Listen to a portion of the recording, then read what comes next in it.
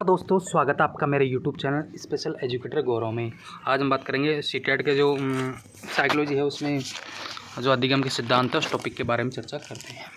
तो वीडियो शुरू करने से पहले से आप लोगों से रिक्वेस्ट करना चाहूँगा वीडियो को एंड तक देखकर हमारे चैनल को जरूर सब्सक्राइब करें। पहले इसमें हम सिद्धांत पढ़ेंगे थॉर्नडाइक का उद्दीपन अनुक्रिया सिद्धांत। थॉर्नडाइक का उद्दीपन अनुक्रिया सिद्धांत, इस सिद्धांत के प्रतिपादक एडवर्ड एल थॉर्नडाइक है। जो इस सिद्धांत के प्रतिपादक वो कौन है? एडवर्ड एल थॉर्नडाइक है। थॉर्नडाइक प्रथम अमेरिकी मनोवैज्ञानिक थे। जो थॉर्नडाइक थे वो क्या थे? प्रथम अमेरिकी मनोवैज्ञानिक थे जिन्होंने पशुओं पर अधिगम संबंधी प्रयोग किए। इस सिद्धांत को संयोजनवाद का सिद्धांत कहा गया, संबंधवाद का सिद्धांत भी कहा जाता है, प्रयास एवं त्रुटि का सिद्धांत भी कहा जाता है, नैमित्तिक अनुबंधन सिद्धांत के नाम से भी जाना जाता है।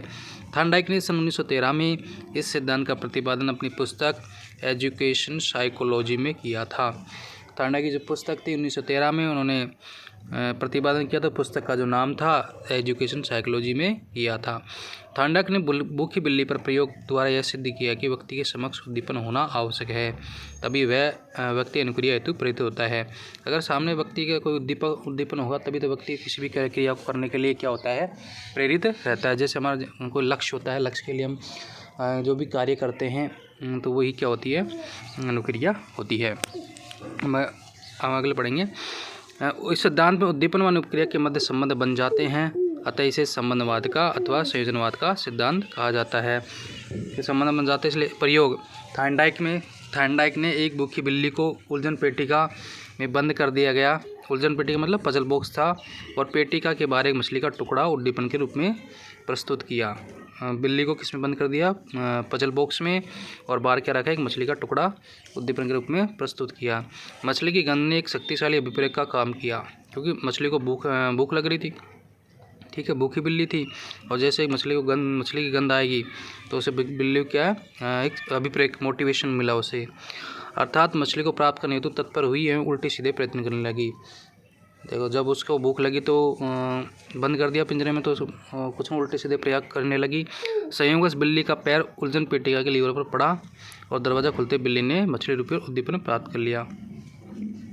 वो उल्टे सीधे प्रयत्न करने लगी। उसी उल्टे सीधे प्रयत्न के कारण बिल्ली का क्या हो गया? पैर जो उलझन पेटिका है, जो पजल बॉक्स है, उसके लीवर पर पड़ा और दरवाज़ा खुल गया। ठीक है, बिल्ली निरंतर यह प्रयास करती गई और उसके द्वारा की जाने वाली त्रुटियों की संख्या कम होती गई। अतः एक स्थिति आ गई, बिल्ली बिना कोई त्रुटि किए लीवर दबाकर दरवाज़ा खोलना सीख।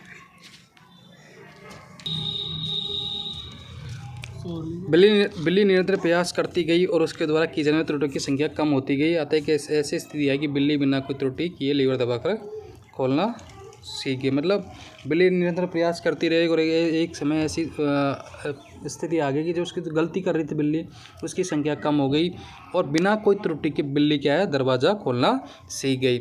उपयुक्त प्रयोग में बिल्ली द्वारा अपनाए गए सोपान है। चालक क्या है यहाँ पर? चालक क्या है? भूख है।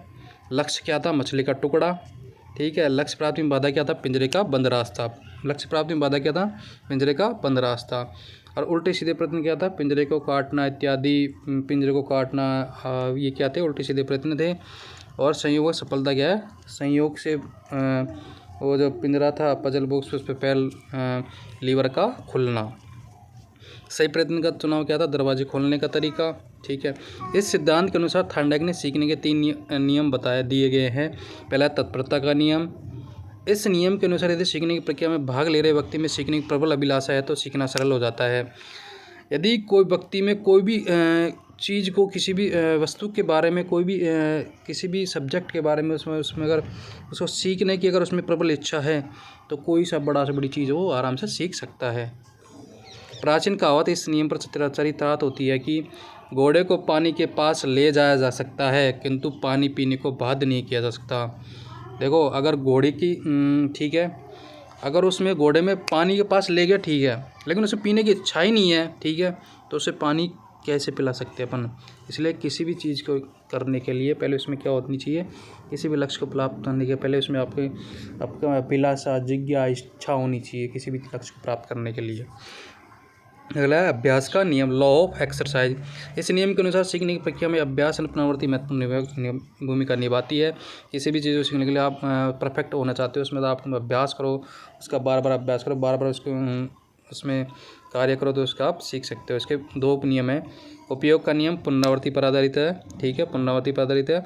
अनुपयोग का नियम है स्मृति पर आधारित, स्मृति में मेमोरी पर आधारित। अगला प्राचीन कहावत है, करत करत अभ्यास के जड़मत होय सुजान। आप जितना अभ्यास करोगे, आप उस जिस फील्ड में जितना अभ्यास करोगे, जिस चीज़ को लेकर, आप उस फील्ड में उतने ही परफेक्ट हो जाओगे। अगला है प्रभाव का नियम।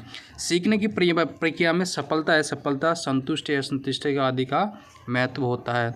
देखो, अब जब कोई चीज़ हम सीखते हैं, उसके बाद क्या होता है, सफलता भी होता है, मिलती है, असफलता मिलती है। हम किसी कार्य को करते हैं, हमसे अच्छा नहीं हो पाता, फिर दोबारा करते हैं, ठीक है, फिर नहीं हो पाता, हम फिर तीसरी बार करते हैं, फिर वो होता है। जैसे मतलब ये है कि अब करते रहोगे, आपको जितना आप करोगे, उसको मेहनत करोगे, इसमें कोशिश करते रहोगे, आपको सफलता ज़रूर मिलेगी।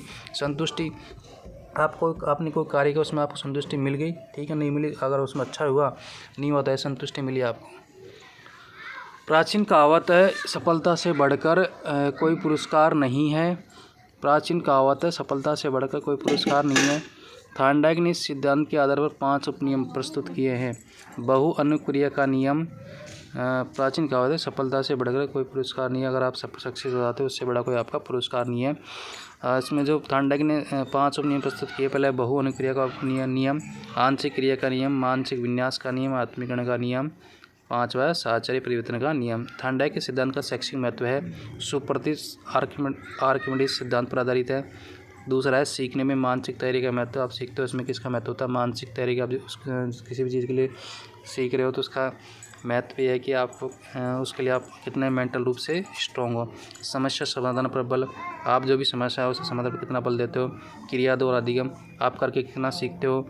मंद बुद्धि बालक के उपयोगी सिद्धांत, मंद बुद्धि बालक हमको जो उपयोगी सिद्धांत है। मानसिक शक्तियों के प्रयोग पर, जो मानसिक शक्तियाँ उनको किस प्रकार से आप प्रयोग करते हो। छोटे बालकों के हेतु उपयोगी त्रुटियों से लाभ उठाकर सीखना, जो गलती की है उनको दोबारा ना रिपीट करके सीखना। स्वयं अनुसंधान आवश्यक, किसी भी चीज़ के बारे में आप सीख रहे हो, उसके बारे में खुद कितना आप उसके बारे में सजग हो, कितना खोज करते हो आप। मानसिक तैयारी पर बल, अपनी जो मानसिक तैयारी उस पर कितना बल देते हो आप। गणित विज्ञान जैसे कठिन विषय उपयोगी ज्ञानात्मक क्रियात्मक पक्ष पर बल, निरंतर अभ्यास पर बल, अनुभव द्वारा अधिगम पर बल, बालक की रुचि और रुचि का ध्यान। तो अब दोस्तों, आपको वीडियो अच्छा लगा वीडियो को लाइक कीजिएगा और चैनल को जरूर सब्सक्राइब कीजिए। मिलते हैं नेक्स्ट वीडियो में, धन्यवाद।